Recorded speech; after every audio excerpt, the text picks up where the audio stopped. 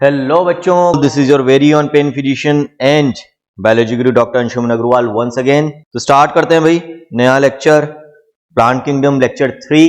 क्या क्या पढ़ लिया है बच्चों प्लांट किंगडम में? हमने इंट्रोडक्टरी पार्ट देखा था जिसमें हमने क्लासिफिकेशन के कुछ टाइप्स के बारे में बात करी थी, आर्टिफिशियल क्लासिफिकेशन, नेचुरल क्लासिफिकेशन। ठीक इस तरीके से हमने कीमो टेक्सोनोमी की बात करी, न्यूमेरिकल टेक्सोनोमी की बात करी, साइटो टेक्सोनोमी की बात करी थी बच्चों। तो वो वाला जो पार्ट था वहां पर मैंने आपको बोला भी था एक तरीके से वो किसका पार्ट था। कुछ पार्ट ऑफ टेक्सोनोमी हम पढ़ते हैं लिविंग वर्ल्ड में, फिर कुछ पार्ट ऑफ टेक्सोनोमी बच्चों हम पढ़ते हैं 5 kingdom classification and all in biological classification, और कुछ पार्ट यहां पर पढ़ते हैं। तो एनसीईआरटी ने जो टेक्सोनोमी और क्लासिफिकेशन वाला टॉपिक है बच्चों, उसको 3 पार्ट्स में डिवाइड करके 3 जगह पढ़ा रखा है। एक जगह पढ़ाती ज्यादा बेटर रहता, खैर कोई बात नहीं, हमने पढ़ लिया। उसके बाद बच्चों फिर हमने स्टार्ट कर दिया था एल्गी को। प्लांट किंगडम में हमें कौन कौन से ग्रुप्स पढ़ने? एल्गी, फिर ब्रायोफाइट्स, फिर टेरिडोफाइट्स, फिर जिम्नोस्पर्म्स और फिर एंजियोस्पर्म्स। तो ऑलरेडी अब हम एल्गी कंप्लीट कर चुके हैं बच्चों। लेक्चर 1 में हमने स्टार्ट कर दिया था, लेक्चर 1 और लेक्चर 2 मिलाकर एल्गी कंप्लीट हो गया था। एल्गी में हमने 3 ग्रुप्स के बारे में बात करी थी, green algae, brown algae, red algae. फिर वहां पर मैंने आपको कहा था कि भाई हम आज का जो लेक्चर स्टार्ट करेंगे उसके पहले एक बार उनको रिवाइज कर लेंगे। टेबल आपको दे रखी है एनसीईआरटी ने तीनों के डिफरेंसेस की, तो एक बार उस टेबल को और देख लेते हैं ताकि पिछला जो टॉपिक है वो रिवाइज हो जाए हमारा। और फिर आज स्टार्ट करेंगे बच्चों हम ब्रायोफाइट्स। तो ब्रायोफाइट्स को पढ़ने के पहले आज हमें टेबल देखनी है, तो पहले एक बार उस टेबल की बात कर लेते हैं बच्चों। कौन सी टेबल थी? ये वाली टेबल है जिसमें आपको डिफरेंसेस दे रखे हैं between 3 groups of algae, that is green algae, then brown algae and then red algae, chlorophyceae, phaeophyceae and rhodophyceae। Common name अभी मैंने आपको बता ही दिए बच्चों तीनों के। पिगमेंट्स के ऊपर क्वेश्चन आता है बच्चों। Green algae green because of chlorophyll है, ए और बी जो हायर प्लांट्स में मिलते हैं वही पिगमेंट्स इनके अंदर भी आपको देखने को मिलेंगे। फिर ब्राउन एल्गी जो होती है बच्चों वो ब्राउन मेनली फ्यूकोजेंथिन की वजह से होती है। क्लोरोफिल में ए और बी की जगह यहाँ ए और सी होता है, तो ये याद रखना है आपको। फ्यूकोजेंथिन का कंसंट्रेशन जिस हिसाब से होगा उस हिसाब से ही आपको different shades of brown algae देखने को मिलते हैं। लिखा हुआ था ओलिव ग्रीन से लेकर डार्क ब्राउन तक आपको मिलेंगे। फिर अगेन जब रेड एल्गी की हम बात करते हैं बच्चों तो वहां पर फिर से क्लोरोफिल में डिफरेंस आ रहा है। तो क्लोरोफिल ए तो देखो सब में कॉमन है, डिफरेंस किस में आ रहा है? Chlorophyll b c d. तो बहुत आसान है याद रखना, इसी ऑर्डर में हम याद रखेंगे, green brown red algae. Chlorophyll a common तीनों में। फिर सीक्वेंस क्या होती है अल्फाबेट्स की बच्चों?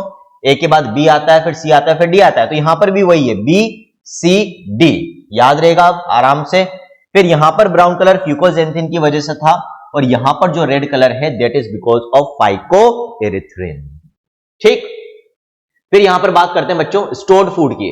स्टोर्ड फूड यहां पर स्टार्च टेबल में मेंशन कर रखा है एनसीईआरटी ने, बट अपन ने बात करी थी बच्चों पायरिनोइड बॉडीज की, हमने बात करी थी। ठीक है, वो आपको पता रखना है यहां पर। प्लस उसमें क्या होता है पायरिनोइड बॉडीज में? स्टार्च के साथ प्रोटीन भी होता है बच्चों, प्लस ये ऑयल भी स्टोर कर सकते हैं। फिर यदि हम फियोफाइसी की बात करें बच्चों तो कॉम्प्लेक्स कार्बोहाइड्रेट्स यहां पर होते हैं, mannitol and laminarin. Rhodophyceae red algae की बात करें तो floridean starch.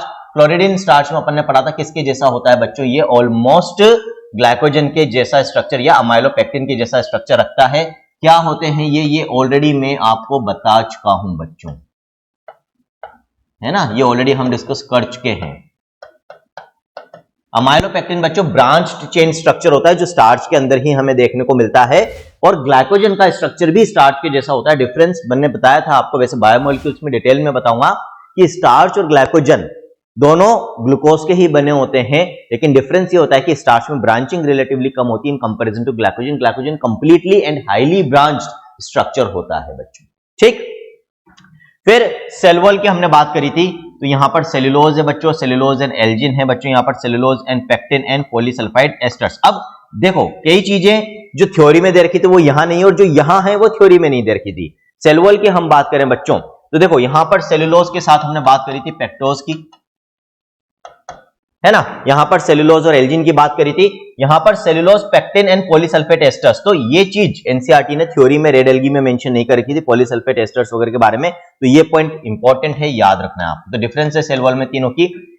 Flagella, number of flagella and position of insertions की हम बात करें बच्चों तो 2 से 8 equal and apical, 2 unequal and lateral, और ये एब्सेंट होते हैं। रिप्रोडक्शन में हमने इनकी बात कर ली थी। ठीक है, तो यहां पर आपको मोटाइल रिप्रोडक्टिव स्ट्रक्चर्स नहीं मिलते हैं, लेकिन यहाँ पर मोटाइल दोनों में मिलते हैं बच्चों। यहाँ पर इक्वल फ्लैजिला होते हैं, यहाँ पर अनइक्वल फ्लैजिला होते हैं।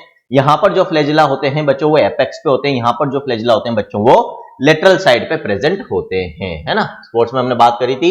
फिर हैबिटेट की हम बात करें तो हैबिटेट में सच बहुत ज्यादा डिफरेंस नहीं है। मेन आपको लेकिन क्या याद रखना है, मैंने आपको बताया था कि ये फ्रेश और मरीन वाटर दोनों में मिलेगी, तो आप तो याद रखना फ्रेश प्लस मरीन, है ना। लेकिन ये दोनों की यदि हम बात करें तो these are mostly marine in nature. इनके ज्यादातर मेंबर्स आपको सॉल्टी वाटर में ही मिलेंगे बच्चों, मरीन वाटर के अंदर ही मिलेंगे, है ना। जनरली क्वेश्चंस यही बनते हैं, प्लस एग्जांपल से बनते हैं। एग्जांपल से देखो हमें याद करने ही पड़ेंगे। तो एल्गी में अभी भी कोई डाउट हो बच्चों तो पूछ सकते हो आप, बाकी नहीं है तो फिर अब हम स्टार्ट कर सकते हैं ब्रायोफाइट्स। ठीक है, क्या स्टार्ट करेंगे? ब्रायोफाइट्स। चलो तो स्टार्ट करते हैं bryophytes. Bryophytes include the various mosses and liverworts that are found commonly growing in moist shaded areas in the hills. तो अभी हम जब आगे, जैसे हमने एल्गी का क्लासिफिकेशन करा 3 ग्रुप्स के अंदर, ग्रीन, ब्राउन और रेड एल्गी, वैसे अभी हम इनका अगेन क्लासिफिकेशन करेंगे ब्रायोफाइट्स का into liverworts and mosses. 2 groups हम पढ़ेंगे बच्चों, है ना। जब हम 2 ग्रुप्स पढ़ेंगे तो वहां पर मॉसेस और लिवरवर्ट्स का नाम आएगा। तो ये किसमें इंक्लूड होते हैं? ब्रायोफाइट्स में होते हैं। कहां जनरली ग्रो करते हैं? Moist shaded areas in the hills बच्चों। जैसे एनिमल किंगडम में हम एम्फीबियंस पढ़ते हैं बच्चों, और एम्फीबियंस को हम क्या कहते हैं कि भाई वो दोनों एम्फीबियंस को एम्फीबियंस बोलते ही क्यों हैं? एम्फी मींस डुअल नेचर जिनकी होती है, मिक्स्ड नेचर जिनकी होती है बच्चों। तो क्योंकि एम्फीबियंस जमीन पर भी रहते हैं लेकिन उनको पानी की भी जरूरत होती है फॉर रिप्रोडक्शन, इसीलिए एनिमल किंगडम में एम्फीबियंस को एम्फीबियंस बोला जाता है। इन द सेम वे जो ब्रायोफाइट्स हैं बच्चों, ये धरती पर ग्रो कर सकते हैं, लेकिन अगेन इनको भी इनके सेक्सुअल रिप्रोडक्शन के प्रोसेस को कंप्लीट करने के लिए पानी की जरूरत होती है। इसका मतलब ये ऐसे एरियाज में आपको मिलेंगे जहां पर आसपास पानी का सोर्स भी हो, मॉइस्चर भी हो, है ना, ड्राइनेस बहुत ज्यादा नहीं हो, यानी कि जहां पर ह्यूमिडिटी रहती हो, मॉइस्चर रहता हो, शेडी एरियाज होते हो, धूप बहुत ज्यादा नहीं आती हो बच्चों, उन एरियाज में मिलते हैं। और क्योंकि इनकी नेचर ऑलमोस्ट एनिमल किंगडम के एम्फीबियंस के जैसी है बच्चों, इसीलिए इनको हम amphibians of the animal kingdom भी amphibians of the plant kingdom भी बोलते हैं बच्चों, क्योंकि ये amphibians of the animal kingdom की जैसी नेचर, डुअल हैबिटेट शो करते हैं। इनको जरूरत होती है दोनों चीजों की, लैंड पे ग्रो कर सकते हैं बट अगेन पानी की जरूरत होगी सेक्सुअल रिप्रोडक्शन के लिए। तो लिखा हुआ है देखो यहां पर, bryophytes are also called amphibians of the plant kingdom because these plants can live in soil में लिव कर सकते हैं, फ्लरिश कर सकते हैं, but are dependent on water for sexual reproduction. कैसे डिपेंडेंट है सेक्सुअल रिप्रोडक्शन के लिए वाटर के ऊपर, ये अभी आगे आ जाएगा जब हम सेक्सुअल रिप्रोडक्शन देखेंगे। They usually occur in damp, humid and shaded localities. ये तो समझ में आ गया। डैम्प अगेन वही जहां पर थोड़ा सा नमी होती है। They play an important role in plant succession on bare rocks or soil. This is an important point बच्चों, ये पता होना चाहिए हमें क्या मीनिंग है इसका, कि भाई ये बेयर रॉक्स और सॉइल में प्लांट सक्सेशन में इंपॉर्टेंट रोल प्ले करते हैं। मान लो कोई पत्थर है या पथरीला इलाका है जहां पर मेनली पत्थर ही पत्थर है, मिट्टी नहीं है। अभी इतना तो एक कॉमन सेंस है, एक लॉजिक है, हम सब जानते हैं कि भाई मिट्टी में तो फिर भी प्लांट्स ग्रो कर जाएंगे लेकिन पत्थर के ऊपर नहीं ग्रो कर पाते हैं। पत्थर के ब्रेक होने से ही, ये भी आप पढ़ते हो बच्चों, ज्योग्राफी में भी पढ़ते हो, है ना, कि पत्थर के ब्रेक होने से ही सॉइल फॉर्मेशन होता है, ये भी हमें पता है। अब वो जो पत्थर है वो कैसे ब्रेक होता है ये भी हमें पता है, कि जो वेदर में चेंजेस होते हैं बच्चों, जो नेचुरल चेंजेस होते हैं, वही गर्मी, सर्दी, बरसात, तो आपने देखा होगा एक तो पानी प्लस जब टेम्परेचर चेंजेस होते हैं तो दरारें आ जाती है पत्थरों में, धीरे धीरे वो छोटे टुकड़ों में टूटते हैं, फिर वापस से टूटते टूटते धीरे कई सालों में जाकर मिट्टी बनती है। पता है वही जो प्रोसेस हो रहा है जिसमें पत्थर से मिट्टी बनती है, उसमें ये भी मदद करते हैं। कारण जो हायर प्लांट्स हैं उनकी जो न्यूट्रिशनल रिक्वायरमेंट होती है वो इतनी होती है कि वो पत्थरों के ऊपर ग्रो नहीं कर सकते, लेकिन पत्थरों में जो दरारें वगैरह होती है उनमें ये ब्रायोफाइट्स ग्रो कर सकते हैं यदि वहां पर मॉइस्चर हो। तो हो सकता है पत्थरों में दरारें प्रोड्यूस हुई, टेम्परेचर चेंजेस के कारण बारिश आई, दरारों में पानी भर जाएगा, वहां पर ये ग्रो कर जाते हैं बच्चों। ठीक है, और आप देखना कि अगर आप कहीं घूमने जाओ हिल स्टेशन वगैरह पे, तो रोड साइड जो पत्थर होते हैं आप देखना उनके ऊपर ग्रीन कलर की कई बार एक मेट लाइक, जैसे हमने चादर बिछा रखी हो या कारपेट बिछा रखा हो, ऐसे दिखेंगे, वो एक्चुअली ब्रायोफाइट से ग्रो कर रहे हैं उनके ऊपर बच्चों, वो ग्रो कर जाते हैं। अब ये जब ग्रो करते हैं तो ये एक्सपेंड भी करेंगे पत्थर के अंदर, जिसकी वजह से पत्थर और जल्दी टूटेगा और किसमें कन्वर्ट हो जाएगा, मिट्टी के अंदर कन्वर्ट हो जाएगा। और बाद में जब ये ब्रायोफाइट्स इनकी डेथ हो जाएगी बच्चों, ये ब्रायोफाइट्स की, तो ये उसी में मिल जाएंगी मिट्टी में, ऑर्गेनिक कंटेंट का लेवल बढ़ा देंगे उस मिट्टी के अंदर जो पत्थर से बनी है। अब ये जो मिट्टी है ये सुटेबल बन गई है किसके लिए, जो ऊपर के हायर प्लांट्स है बच्चों, टेरिडोफाइट, जिम्नोस्पर्म्स, एंजियोस्पर्म्स, उनकी ग्रोथ के लिए सुटेबल बन चुकी है। तो सक्सेशन का मतलब क्या होता है, आगे कौन आने वाला है, नेक्स्ट जनरेशन। तो प्लांट सक्सेशन, प्लांट्स में जो आगे की जनरेशन हैं, दूसरे जो प्लांट्स हैं, उनके सक्सेशन में ये मदद करते हैं, उनकी ग्रोथ में ये मदद करते हैं। एक राजा हुआ, उसका सक्सेसर क्या कहलाएगा, उसका बेटा जो गद्दी पर बैठेगा।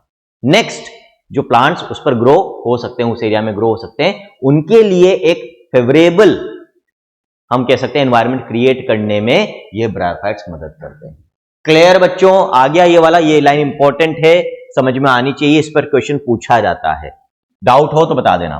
The plant body of bryophytes is more differentiated than that of algae. अब एक और चेंज, हम देखो किस सीक्वेंस में पढ़ रहे हैं प्लांट्स को, सबसे पहले algae, then bryophytes, pteridophytes, gymnosperms, angiosperms. जैसे जैसे हम ऊपर की तरफ चलेंगे वैसे वैसे more complex and more advanced and more higher plants के ग्रुप्स को हम पढ़ रहे हैं। मतलब जो हमने पहला ग्रुप पढ़ा उससे ज्यादा एडवांस होने चाहिए ब्रायोफाइट्स। तो यहां पर आप देख सकते हो, एल्गी में हमने बात करी थी कि जो बॉडी है वो ग्रीन एल्गी की, सबसे पहले हम बात करें तो ग्रीन एल्गी में तो हमने क्या बोला था कि भाई ग्रीन एल्गी तो बिल्कुल थैलस लाइक, कोई डिफरेंशिएशन आप आइडेंटिफाई नहीं कर पाएंगे कि यार इसमें अलग से कुछ लीफ लाइक स्ट्रक्चर भी है क्या, रूट लाइक स्ट्रक्चर भी है क्या, या स्टेम लाइक स्ट्रक्चर भी है। लेकिन ब्राउन रेड एल्गी की जब हमने बात करी तो हमने बोला था कि भाई ट्रू रूट्स, स्टेम, लीव्स तो नहीं होती, लेकिन हाँ उनके जैसे दिखने वाले स्ट्रक्चर वहां पर बनने लग जाते हैं। जैसे फ्रॉन्ड की बात हुई थी कि फ्रॉन्ड किसकी तरह दिखता है, लीफ की तरह दिखता है। हुई थी नहीं हुई थी बात बच्चों, क्लियर है, ठीक है। अब यहां पर अगेन बॉडी जो है वो थैलोइड ही है। थैलोइड का मतलब सिंपल टिश्यू है, सिंपल फोटोसिंथेटिक टिश्यू है, अंदर कोई जाइलम, फ्लोएम, पानी को ट्रांसपोर्ट करने वाले वास्कुलर टिश्यूज या फूड को ट्रांसपोर्ट करने वाले टिश्यूज नहीं है बच्चों। लेकिन यहां पर क्या हो रहा है, कुछ ऐसे स्ट्रक्चर्स बन रहे हैं अब जिनको देखने से ऐसा लगता है कि यार ये तो रूट्स है, लेकिन वो रूट्स नहीं है, ट्रू रूट्स नहीं है, ध्यान रखना। यार ये तो स्टेम है बट वो ट्रू स्टेम नहीं है। अरे यार ये तो लीव्स है बट वो ट्रू लीव्स नहीं है। तो root like structures, stem like structures, leaf like structures आपको यहां पर देखने को मिलेंगे, but again these are not true roots, not true stems and not true leaves. रहेगा नहीं रहेगा बच्चों याद, दिमाग खोलकर बैठा करो, है ना, कोशिश करा करो जो चीजें मैं समझा रहा हूं उनको याद रख सको आप, और उसके लिए 100% कंसंट्रेशन जरूरी है। So the plant body of bryophytes, अब यहां पर डेवलपमेंट एवोल्यूशन देखने को मिल रहा है बच्चों, एल्गी के कंपैरिजन में ज्यादा डिफरेंशिएटेड है, आपको जो बॉडी में डिफरेंट पार्ट से ज्यादा अच्छे से विजिबल होंगे। है तो थैलस लाइक ही, है ना, अनऑर्गेनाइज्ड मास, बट आपको अब जैसे पौधे सीधे खड़े रहते हैं वैसे मेंबर्स देखने को मिलेंगे इसमें। प्रोस्टेट और इरेक्ट का मतलब वही है। And attach to the substratum यानी बेस से जुड़े हुए होते हैं with the help of unicellular और मल्टीसेलुलर राइजोइड्स। राइजोइड्स क्या है बच्चों, रूट लाइक स्ट्रक्चर्स है, हेयर लाइक स्ट्रक्चर्स है, but these are not true roots. याद रखना, राइजोइड्स ट्रू रूट्स नहीं होते, यदि होते तो रूट्स ही बोलते थे ना, राइजोइड्स क्यों बोलते हैं हम। और ये राइजोइड्स यूनिसेलुलर भी हो सकते हैं, मल्टीसेलुलर भी हो सकते हैं, ठीक है। चलो, द लैक ट्रू रूट्स आ गया, साफ साफ लिखा हुआ है, ट्रू रूट्स भी नहीं होती, ट्रू स्टेम भी नहीं होती, ट्रू लीव्स भी नहीं होती, but they may possess root-like structures, that is rhizoids, leaf-like structures and stem-like structures हो सकते हैं। अभी हम देखेंगे, डायग्राम है बच्चों अपने पास जो एनसीईआरटी के हैं, उसमें आपको समझ में आ जाएगा अभी। द मेन प्लांट बॉडी, अब अगेन इंपॉर्टेंट पॉइंट आ गया बच्चों, मेन प्लांट बॉडी कैसी है, हैप्लॉइड। जब हम हायर प्लांट्स पे जाएंगे, अब इसके बाद टेरिडोफाइट्स, जिम्नोस्पर्म्स, एंजियोस्पर्म्स, वहां पर हमें जो मेन प्लांट बॉडी मिलेगी that will be diploid in nature. अभी तक main plant body haploid in nature है बच्चों, ठीक है, haploid in nature main plant body. अब मेन प्लांट बॉडी क्या प्रोड्यूस करेगी, गैमीट्स, और इसीलिए मेन प्लांट बॉडी को हम क्या कहेंगे, गैमीटोफाइट, है ना। तो यहां पर गैमीटोफाइट प्लांट्स के अंदर बच्चों जो डिप्लॉइड फेज ऑफ लाइफ होता है उसको स्पोरोफाइट कहते हैं, और जो गैमीट फॉर्मिंग स्टेज होता है जो हैप्लॉइड होता है दैट इज गैमीटोफाइट बच्चों। क्योंकि यहां पर मेन प्लांट बॉडी हैप्लॉइड है और यही गैमीट भी बनाएगी, इसीलिए हम क्या बोल रहे हैं यहां पर जो dominant phase of life cycle, यदि कोई आपसे पूछे कि ब्रायोफाइट्स की लाइफ साइकिल का मेन फेज या डोमिनेंट फेज कौन सा है, it will be what, it will be gametophyte is the main plant body, dominant phase of the life cycle. आगे यहां तक बात समझ में? कोई भी डाउट बच्चों पूछते हुए चलना। The sex organs in bryophytes are multicellular, इसमें कोई दिक्कत नहीं है। द मेल सेक्स ऑर्गन को क्या बोलेंगे हम? एंथीरिडियम बोलते हैं बच्चों, और फीमेल सेक्स ऑर्गन को क्या बोलते हैं? आर्चिगोनियम बोलते हैं। मेल सेक्स ऑर्गन को एंथीरिडियम, फीमेल सेक्स ऑर्गन को आर्चिगोनियम। जो मेल गैमीट्स होते हैं बच्चों वो बाइफ्लैजिलेट होते हैं, दो फ्लैजिला होते हैं यानी कि मोटाइल होते हैं, और उनको हम क्या बोलते हैं? एंथेरोजोइड्स। तो मेल सेक्स ऑर्गन एंथीरिडियम वो प्रोड्यूस करेगी मेल गैमीट्स जो मोटाइल होंगे, with the help of two flagella move करेंगे, और उन मेल गैमीट्स को हम कहते हैं एंथेरोजोइड्स। तो antherozoids are nothing but male gametes को ही यहां पर एंथेरोजोइड्स लिखा गया, कंफ्यूज नहीं होना, क्योंकि एनसीईआरटी ने मेंशन नहीं करा कि ये मेल गैमीट्स हैं, तो ये मेल गैमीट्स ही हैं बच्चों। फीमेल सेक्स ऑर्गन को आर्चिगोनियम कहते हैं, वो फ्लास्क शेप की होती है, इस तरीके की होती है बच्चों, है ना, फ्लास्क शेप की होती है आर्चिगोनियम जो फीमेल सेक्स ऑर्गन है, और ये सिर्फ एक सिंगल एग प्रोड्यूस करती है, एक एग प्रोड्यूस करेगी बच्चों, है ना, single egg will be produced in the archegonium. क्योंकि मेल गैमीट्स मोटाइल हैं तो वो अल्टीमेटली आर्चिगोनियम के अंदर इस फीमेल गैमीट तक यानी कि सिंगल एग तक पहुंचेंगे। कैसे पहुंचेंगे? वहां पर अब उस चीज का जवाब आ जाएगा कि क्यों ब्रायोफाइट्स को पानी की जरूरत होती है फॉर सेक्सुअल रिप्रोडक्शन। क्यों? ये जो मेल गैमीट्स हैं बाइफ्लैजिलेटेड, इन फ्लैजिला का काम कब आ पाएगा? इनको काम में कब ले पाएंगे? जब पानी हो। पानी में तो तैर के जाएंगे ना फ्लैजिला की मदद से, है ना।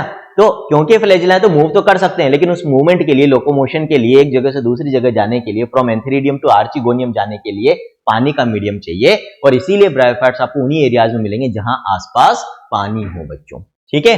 सो the antherozoids are released into water where they come in contact with archegonium, and antherozoid fuses with the egg, यानी कि मेल गैमीट अब जाएंगे तो बहुत सारे, फ्यूज एक ही होगा, और जो फ्यूज हो जाएगा एक के साथ वो क्या प्रोड्यूस करेगा बच्चों? जाइगोट। अब ध्यान रखना, जाइगोट बन गया जो डिप्लॉइड है। अब यहां से diploid phase of the life cycle चालू हो रहा है, दैट इज स्पोरोफाइट। अभी तक main plant body gametophyte, gametophyte में अब क्या हुआ बच्चों? वो गैमेटोफाइट जिसके ऊपर फीमेल सेक्स ऑर्गन है यानी कि आर्चिगोनियम, उसके पास मेल गैमीट आया और उसके अंदर जाकर एक के साथ फ्यूज होकर जाइगोट का फॉर्मेशन कर लिया। तो अभी जो जाइगोट बना है वो कहां बना है? फीमेल सेक्स ऑर्गन के अंदर बना है, और ये फीमेल सेक्स ऑर्गन किसके ऊपर प्रेजेंट है? गैमेटोफाइट, मेन प्लांट बॉडी के ऊपर। तो जो मेन हैप्लॉइड प्लांट बॉडी है बच्चों, जो मेन हैप्लॉइड प्लांट बॉडी है उस पर जो फीमेल सेक्स ऑर्गन है उसमें जो एग है उसके साथ मेल गैमीट फ्यूज होकर जाइगोट बना रहा है। इसका मतलब अभी ये जाइगोट किससे जुड़ा हुआ है? मेन प्लांट बॉडी यानी कि गैमेटोफाइट यानी कि हैप्लॉइड प्लांट बॉडी से जुड़ा हुआ है। ये सारी चीजें दिमाग में इमेजिन करते हुए चलो और याद रखते हुए चलो, है ना। अब ये जाइगोट क्या करेगा बच्चों? Zygotes do not undergo reduction division immediately. अगली जनरेशन प्रोड्यूस करनी है, मेन प्लांट बॉडी यहां पर क्या है? हैप्लॉइड। तो अगली जनरेशन में जो पौधा बनना चाहिए वो भी कैसा होना चाहिए? हैप्लॉइड होना चाहिए। जाइगोट क्योंकि अभी जो बना है वो डिप्लॉइड है, तो डेफिनेटली अगली जनरेशन का पौधा तभी बन सकता है जब इस जाइगोट में मियोटिक डिवीजन यानी कि मियोसिस हो बच्चों, मियोटिक डिवीजन हो, तभी तो हैप्लॉइड बनेगा अगला प्लांट, है ना। लेकिन अभी हाथों हाथ इस जाइगोट में मियोसिस नहीं होगा, अभी तो ये माइटोसिस से डिवाइड होकर अगला phase of life cycle, the next phase of the life cycle of bryophytes बनाएगा, that is sporophyte phase, diploid phase बनाएगा, ये ग्रो करेगा अभी। ये तो जुड़ा हुआ है मेन प्लांट बॉडी से, अलग नहीं हुआ है, ध्यान रखना। अभी ये जाइगोट जुड़ा हुआ है बच्चों। तो zygotes do not undergo reduction division यानी कि meiosis immediately, they produce a multi cellular body called a sporophyte. ये जाइगोट डिवाइड होगा, मेन प्लांट बॉडी के ऊपर ही डिवाइड होने लग गया है, ये जुड़ा हुआ है भी उससे, और उसके ऊपर एक और स्ट्रक्चर बना देगा। अब ये जो अलग से स्ट्रक्चर बना है मेन प्लांट बॉडी के ऊपर, ये क्या कहलाता है? ये कहलाता है स्पोरोफाइट।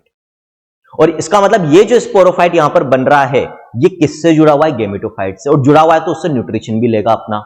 तो यदि कोई आपसे पूछे कि ब्रायोफाइट्स में मेन या dominant phase of the life cycle क्या होगा, आंसर विल बी गैमेटोफाइट। फिर दूसरा क्वेश्चन आपसे पूछे कि जो स्पोरोफाइट फेज होगा ब्रायोफाइट्स के अंदर, दैट इज फ्री लिविंग और dependent on the gametophyte. Dependent on the gametophyte, free living नहीं होता। फ्री लिविंग कब होता?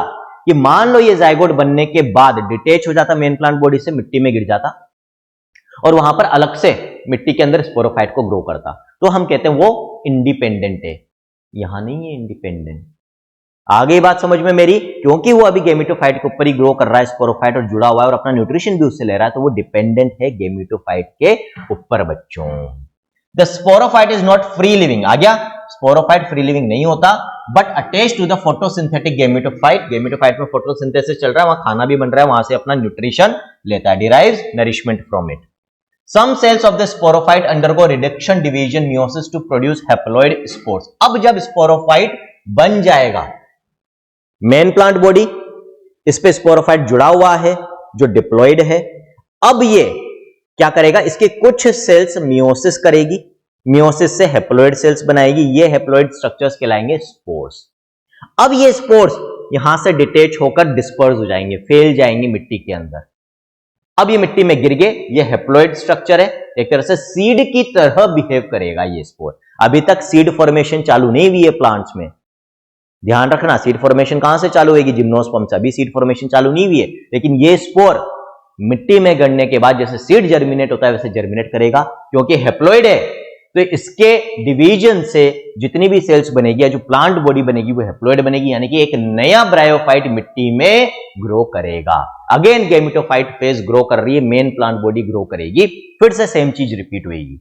वही male sex female sex organs का डेवलपमेंट होगा, सेक्सुअल रिप्रोडक्शन होगा, जाइगोट बनेगा, जाइगोट से स्पोरोफाइट बनेगा जो जुड़ा रहेगा, फिर उसके कुछ सेल्स के अंदर मियोसिस होगा, उससे स्पोर्स बनेंगे, स्पोर्स फैल जाएंगे, अगेन मिट्टी के अंदर नए गेमिटोफाइट्स बनाएंगे बच्चों। आया नहीं आया सेक्सुअल रिप्रोडक्शन समझ में? ब्रायोफाइट्स का टिपिकल होता है, एनसीईआरटी ने तो और ज्यादा टिपिकल बना रखा है क्योंकि प्रॉपर्ली एक्सप्लेन नहीं कर रखा, लेकिन आई थिंक अब दिमाग में छप गया होगा, अब कोई डाउट नहीं होना चाहिए। और अभी भी कोई डाउट हो तो फिर तो बेटा समस्या है, इसका मतलब हमारा समझने में, ये समझ लेना है ना। फिर तो 2-3 बार देखो लेक्चर को, आराम से समझ में आ जाएगा फिर। तो bryophytes in general are of little economic, तो यहां तक तो सेक्सुअल रिप्रोडक्शन तो समझ में आ ही गया। नाउ अभी और पढ़ेंगे, लिवरवर्ट्स और मोसेस में और स्पेसिफिकली दे रखा है sexual reproduction. Bryophytes in general are of little economic importance but some mosses provide food for herbaceous mammals, birds and other animals. तो कुछ खास नहीं है, ये जरूर पूछा जाता है स्फेग्नम के बारे में बच्चों। स्फेग्नम एक मॉस है, not a liverwort. It provides peat that have long been used as fuel and as packing material for transshipment of living material because of their capacity to hold water. Thallus like mass होता है, बिल्कुल green, हम कह सकते हैं कि भाई green living material का मासेस है मोसेस, है ना। और क्योंकि इनके अंदर पानी को रिटेन, अब इनके अंदर वाटर कंटेंट बहुत ज्यादा होता है इनकी प्लांट बॉडी के अंदर बच्चों, तो मान लो हमें कोई ऐसी चीज लंबे दूरी पर ट्रांसपोर्ट करनी है जिसको पहुंचने में बहुत ज्यादा समय लगेगा और हम चाहते हैं कि वो ड्राई नहीं हो, डेसिकेट नहीं हो, है ना, तो उसके लिए क्या करते हैं, उसके आसपास इनके रैपिंग कर देते हैं, पैकिंग कर देते हैं बच्चों। तो transportation as a transportation material हम कह सकते हैं ये यूज में आते हैं। लिविंग मटेरियल को यदि हमें कहीं से बहुत दूरी पर ट्रांसशिपमेंट करना हो, प्लस फ्यूल के फॉर्म में भी इनको यूज लिया जाता है। स्फेग्नम की स्पीशीज को याद रखना बच्चों। Mosses along with lichens are the first organisms to colonize rocks and hence are of great ecological importance. ये भी अभी मैंने आपको समझा दिया था। सबसे पहले रॉक्स के ऊपर यदि कोई ग्रो कर सकते हैं तो वो एल्गी और ब्रायोफाइट्स। एल्गी यूजुअली फंजाई के साथ एसोसिएशन में ग्रो करती है in the form of lichens. Lichens को बहुत डिटेल में कम से कम 2 या 3 बार हम पढ़ चुके हैं ऑलरेडी इस 1 महीने में। और लाइकेंस के बाद जो नेक्स्ट हम कह सकते हैं कि सक्सेसर्स होते हैं बच्चों, वो ब्रायोफाइट्स होते हैं। ये दोनों बिल्कुल बेयर रॉक्स के ऊपर भी ग्रो कर सकते हैं इंडिपेंडेंटली। ऐसा नहीं कि एल्गी ग्रो करेगी उसके बाद ही ब्रायोफाइट्स ग्रो करें। एक बेयर रॉक के ऊपर यदि मॉइस्चर कंटेंट मिल जाए इनको तो ब्रायोफाइट्स भी ग्रो कर सकते हैं और लाइकेंस भी इंडिपेंडेंटली ग्रो कर सकते हैं बच्चों। They decompose rocks making the substrate suitable for the growth of higher plants के लिए सुटेबल बनाते हैं। ऑलरेडी बात कर ली, प्लांट सक्सेशन के लिए इंपॉर्टेंट है। Since mosses from dense mats on the soil, they reduce the impact of falling rain and prevent soil erosion. Plus ये चादर की तरफ फैल जाते हैं मिट्टी के ऊपर। और इनके पास अभी हमने क्या बोला, इनके पास भी root like structures called rhizoids होते हैं जो मिट्टी को पकड़ के रखते हैं, है ना। और क्योंकि एक चादर से बना लेते हैं, कवर कर लेते हैं ऑलमोस्ट सॉइल को, तो जब पानी बारिश आती है तो उसके साथ जो मिट्टी बहती है, सॉइल इरोजन होता है, उसको भी प्रिवेंट करने में मदद करते हैं, इंपॉर्टेंट होते हैं। The bryophytes are divided into liverworts and mosses. 2 groups हमें इनमें पढ़ने हैं, लिवरवर्ट्स एंड मोसेस। ये डायग्राम्स बच्चों आपको दे रखे हैं, कुछ थोड़ा सा छोटा कर देता हूं मैं स्क्रीन को ताकि हमें एक ही बार में पूरा डायग्राम दिख जाए।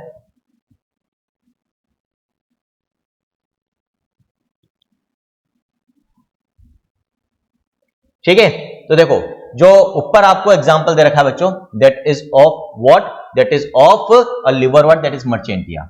यहां पर 2 थैलस आपको बता रखे हैं बच्चों। एक में आप देखो क्या लिखा हुआ है, आर्चेगोनियोफोर, यानी कि ये फीमेल थैलस है, इसके ऊपर सिर्फ फीमेल रिप्रोडक्टिव ऑर्गन है, मेल रिप्रोडक्टिव ऑर्गन नहीं है, तो इसको हम बोलेंगे फीमेल थैलस ऑफ मर्चेंटिया।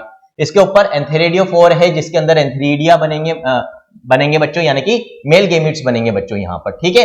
तो एंथेरोजोइड्स बनेंगे जो मेल गेमिट्स है बच्चों, तो ये क्या है, मेल थैलस है। This is female thallus, this is male thallus. यहाँ पर जो गेमिट्स बनेंगे बायोफ्लैजिलेट होंगे, पानी की मदद से कहां आएंगे बच्चों, आर्चेगोनियोफोर के अंदर जो सिंगल एग है उसके साथ जाकर फ्यूज करेंगे, और फिर यहीं से क्या ग्रो करेगा, स्पोरोफाइट ग्रो करेगा, उसकी सेल्स में मियोसिस होगा, स्पोर्स बनेंगे जो गिर जाएंगे मिट्टी के अंदर, और फिर वहां से नया प्लांट ग्रो करेगा, एक नया ब्रायोफाइट ग्रो करेगा। ये ब्रायोफाइट कैसे बच्चों, डॉर्सिवेंट्रल है, इस तरीके से पड़ा हुआ है, ये इसका लीफ लाइक स्ट्रक्चर है, नीचे आप देख सकते हो छोटे छोटे हेयर लाइक स्ट्रक्चर्स हैं राइजोइड, जिनकी मदद से मिट्टी के साथ फिक्स रहता है। गेमा कप अभी हम पढ़ेंगे बच्चों आके, गेमा कप में गेमी बनते हैं, जो एक तरीके से हम कह सकते हैं कि वेजिटेटिव रिप्रोडक्शन का मेथड होता है बच्चों। बड लाइक स्ट्रक्चर्स होते हैं, ये गेमा कप होलो स्ट्रक्चर्स हैं, कप लाइक स्ट्रक्चर्स हैं, इनमें छोटी छोटी बर्ड्स बनेगी जिनको गेमी कहते हैं बच्चों हम, GEMMAE प्लूरल होता है, गेमे और गेमा GEMMA सिंगुलर होता है। ये इसमें से निकलकर बाहर गिर जाते हैं मिट्टी में, डिटेच हो जाते हैं, और फिर वहां पर नया स्ट्रक्चर बनाते हैं, नया प्लांट बनाते हैं बच्चों, ठीक है। इसी तरह से बच्चों आपको मोसेस का एक एग्जांपल दे रखा है, दैट इज फुनेरिया, ऊपर लिवरवर्ट का एग्जांपल है, नीचे मोसेस का एग्जांपल है बच्चों, फुनेरिया, और लास्ट आपको दे रखा है स्फेगनम, ठीक है। तो स्फेगनम के बारे में अभी हमने पढ़ाई था, पीट जो अभी आपने पढ़ा, तो ये मोसेस के एग्जांपल्स है, फुनेरिया और स्फेगनम यहाँ पर। तो आप देख सकते हो, आपको लीफ लाइक स्ट्रक्चर्स भी देखने को मिल रहे हैं, रूट लाइक स्ट्रक्चर्स भी मिल रहे हैं, स्टेम लाइक स्ट्रक्चर भी देखने को मिल रहा है। और बच्चों देखो, ये यहां तक ये जो है, ये तो main plant body, that is gametophyte. फिर आफ्टर फर्टिलाइजेशन जो जाइगोट बनता है, वो ये जो पूरा स्ट्रक्चर है यहां से लेकर यहां तक बच्चों, ये पूरा का पूरा क्या है, दिस इज स्पोरोफाइट, है ना। इसमें 3 पार्ट्स होते हैं, वो पार्ट जिससे गेमिटोफाइट से जुड़ा हुआ है उसको फुट कहते हैं बच्चों, फिर एक स्टेम लाइक स्ट्रक्चर सीटा, और ऊपर एक कैप्सूल होता है, कैप्सूल के अंदर स्पोर्स का फॉर्मेशन होगा, और वो स्पोर्स इसमें से बनने के बाद बिखर जाएंगे मिट्टी के अंदर, और वहां से फिर वापस से एक गेमिटोफाइट बनेगा।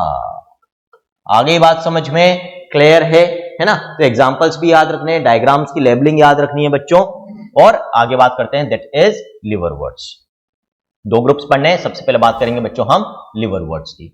The liverworts grow usually in moist shady, वो तो देखो कोई सा भी ब्रायोफाइट हो मॉइस्ट शेडी हैबिटेट में ही ग्रो करेगा, तो ये कोई खास बात नहीं है, पता होना चाहिए। The plant body of liverwort is thalloid, सभी की, पूरे ब्रायोफाइट्स की होती है, बस कुछ में ज्यादा डिफरेंशिएशन होता है, root like, stem like, leaf like structure में कुछ में कम डिफरेंशिएशन होता है। मर्चेंटिया का एग्जांपल अपने देख लिया, मेल फीमेल थैलस दोनों देख लिया। थैलस डॉर्सिवेंट्रल, डॉर्सिवेंट्रल का मतलब ऐसे सरफेस पे ऐसे पड़ा हुआ होता है, ऐसे नहीं होता, इरेक्ट नहीं होता, इसका ऐसे आड़ा पड़ा हुआ होता है। ऊपर वाला सरफेस डोर्सल सरफेस कहलाएगा, नीचे वाला सरफेस वेंट्रल सरफेस कहलाएगा। तो यहां पर कंफ्यूजन नहीं होना चाहिए, इसका क्या मीनिंग है बता दिया मैंने, dorsiventral and closely appressed to the substrate, और सबस्ट्रेट के साथ क्लोजली चिपका हुआ होता है, अप्रेस्ड का मतलब। The leafy members have tiny leaf like appendages in 2 rows on the stem like structure. कुछ मेंबर्स, देखो जो मर्चेंटिया का आपने देखा वो तो बिल्कुल ऐसा था, लेकिन कुछ मेंबर्स इसमें लिवरवर्ट्स में ऐसे भी होते हैं जिनमें आपको राइजोइड्स मिलेंगे, फिर एक एक्सिस यानी कि स्टेम लाइक स्ट्रक्चर मिलेगा, और लीव्स भी मिलेगी 2 rows के अंदर एक्सिस के ऊपर बच्चों। Asexual reproduction in liverworts takes place by fragmentation of thalli और by the formation of specialized structures called gamete। अभी समझा दिया था मैंने। तो 2 तरीके से यहां पर asexual reproduction या हम कह सकते हैं वेजिटेटिव रिप्रोडक्शन होता है बच्चों।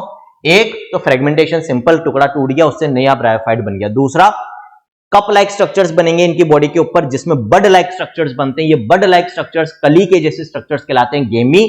ये गेमी उनमें से निकलकर मिट्टी में गिरते हैं। ये हेप्लॉइड स्ट्रक्चर्स ही हैं बच्चों, क्योंकि असेक्सुअल रिप्रोडक्शन हो रहा है। ये स्ट्रक्चर्स माइटोसिस से बने from the haploid cells of the main plant body.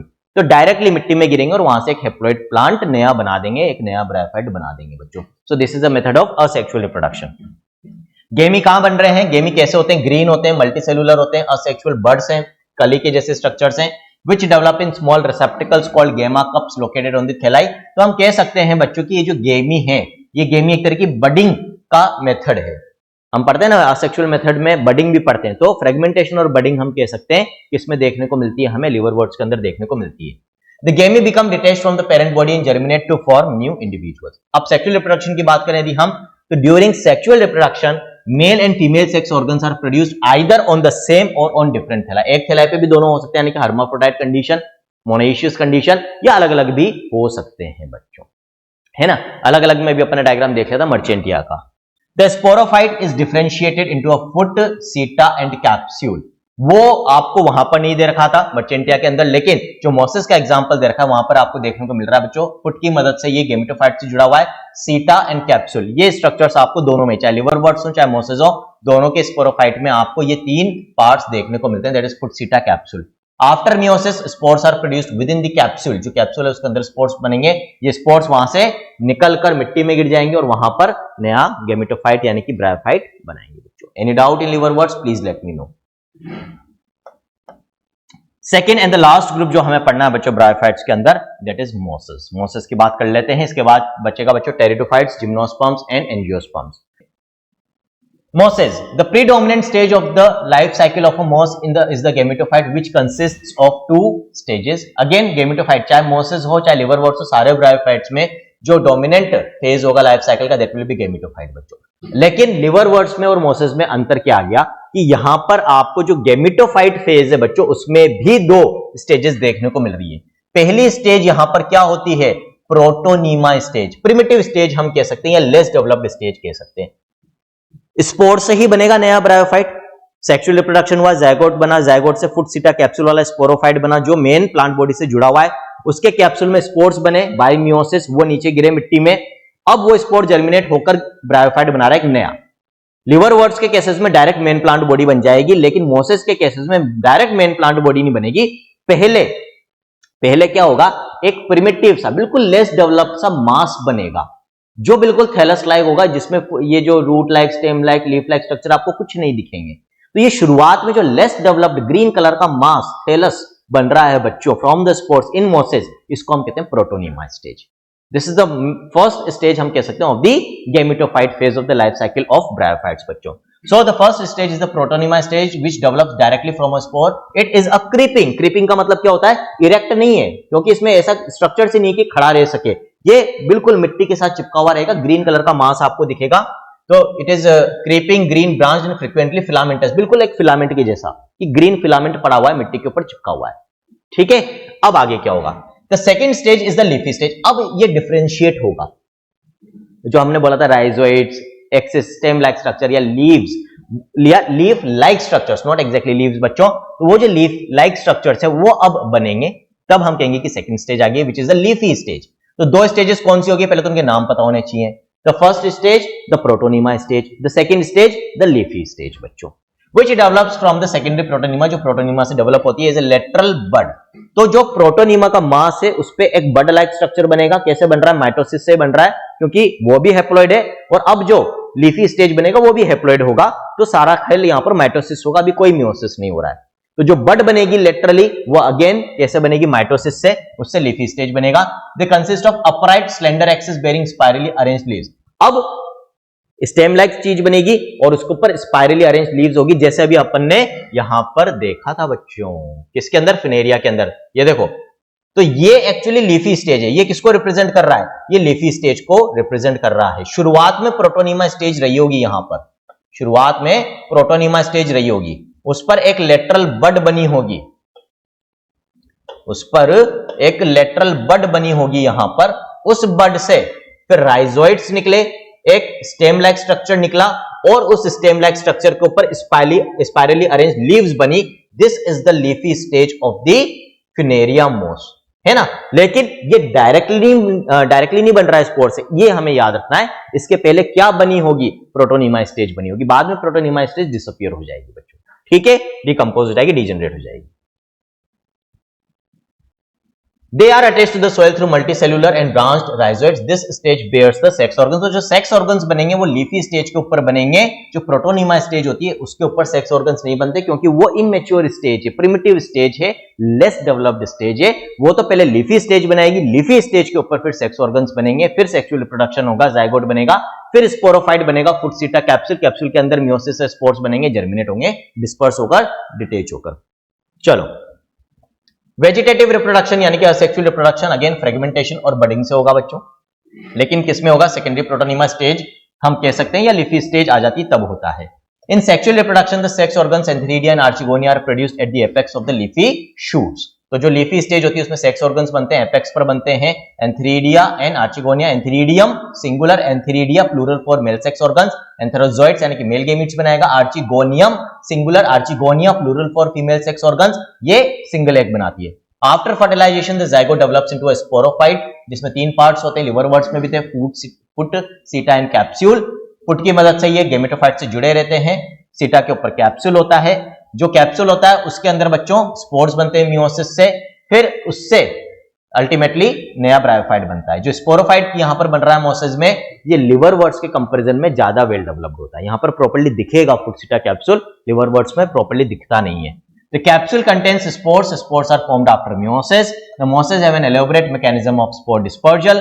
Common examples of mosses are Funaria, Polytrichum and Sphagnum. Already हम डायग्राम देख चुके हैं बच्चों, ठीक है। तो इसके साथ एक और ग्रुप, एल्गी के बाद हमने ब्रायोफाइट्स को भी कंप्लीट कर लिया है। यहां तक बच्चों किसी तरह का कोई भी डाउट हो, समस्या हो, संदेह हो, शक हो, दिमाग में जिज्ञासा हो, क्यूरियोसिटी हो, बता सकते हो, पूछ सकते हो।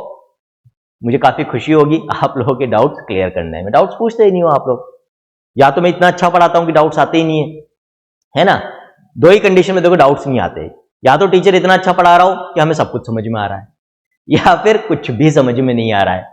तो ये तो अब आप बताओगे कि भी दोनों में से कौन सी सिचुएशन है, कि सर हमें तो सब कुछ समझ में आ रहा है इसलिए डाउट्स नहीं बनते बायोलॉजी में, या फिर हमें कुछ भी समझ में नहीं आ रहा है इसलिए फिर पूछने का मतलब ही नहीं है। जब कुछ आया नहीं तो पूछोगे कैसे, है ना। तो भाई इतना तो बता दो कि डाउट है या नहीं है।